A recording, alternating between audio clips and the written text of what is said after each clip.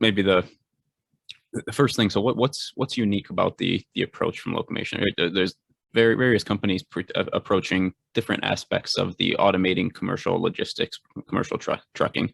What do you think is the value that Locomation is providing in this space, and how are you guys approaching this problem? Yeah, that's another great question.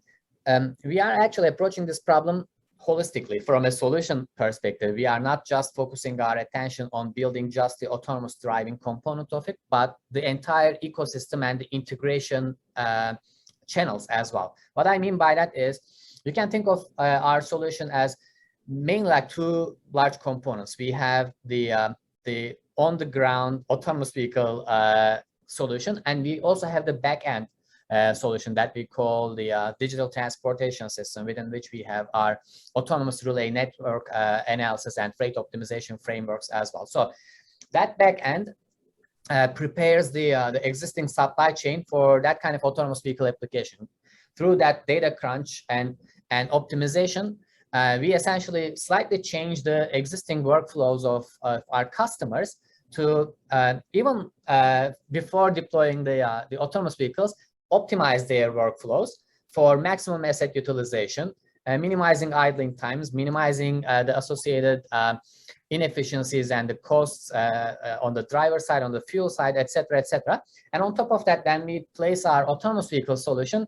It is a I don't know, 10x multiplier from there as well. So essentially, we are approaching this as I said, as a turnkey solution, not just, well, we are technologists, we will go to our corners and build the technology part of it and not really worry about how it integrates with the market. We actually work with our customers to make sure it integrates with the market. It's not just market and technology integration, but also there are, of course, regulatory aspects of it as well. So that's why within the leadership team and the overall organization at Locomation, we are not just a bunch of technologists and roboticists and computer scientists. We have veterans coming from the trucking industry itself and helping us commercializing this technology, integrating it with the existing customer landscape, and optimizing their supply chain and workflows. We have seasoned folks from the regulatory and legislation side of things. They are preparing that kind of landscape for this technology, because we need to make sure that regulations are permissive and available by the time the technology is ready. We have folks coming from the overall product development, automotive product development and safety kind of backgrounds that also make sure that we are actually building this product safely in a reliable and scalable fashion as well. So it is a teamwork, true teamwork, that we are approaching this problem. Maybe zooming in on the autonomous vehicle part of it, having accumulated that kind of experience in different autonomy systems over decades, we believe we understand how difficult this problem is. So it is great to be ambitious, but at the end of the day, it is also important to be realistic. And when we first started Locomation, we were very deliberate from day zero that we would actually approach this problem in a phased kind of fashion.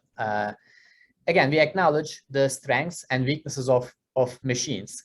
Machines are really good at number crunching and very precise control and all that stuff, but they are not good at high-level understanding of the world, cognitive assessment and common sense reasoning and all that stuff. That's where humans shine. So, and that's why we said, well, until the technology is ready to solve all these hard problems by itself, why don't we actually combine the strengths of those two parties, bring humans and robots together so they can complement each other? Humans acting as the cognitive filter in the system and guiding the robot, and robot acting as a robot, following that guide and whatever track that guide leaves in a robotic precision.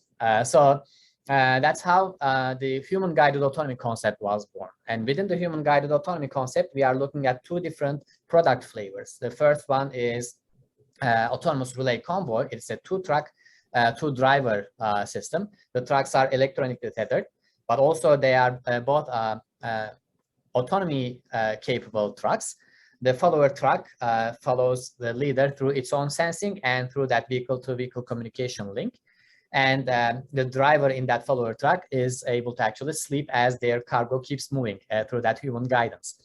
And the second flavor of human-guided autonomy products is what we call the drone follower. It's a two-truck, single driver application, where the second truck is completely unmanned, but still the same kind of convoy concept, designed for shorter haul operations.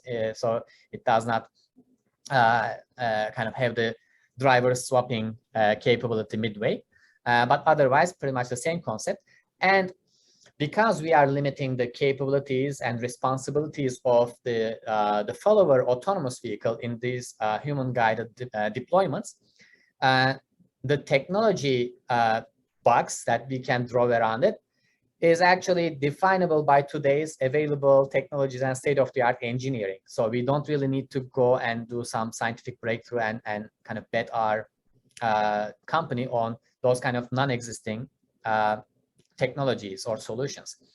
And with that kind of early completion and safety validation around a very well-defined boundary, we will be able to deploy these systems much earlier than anyone else.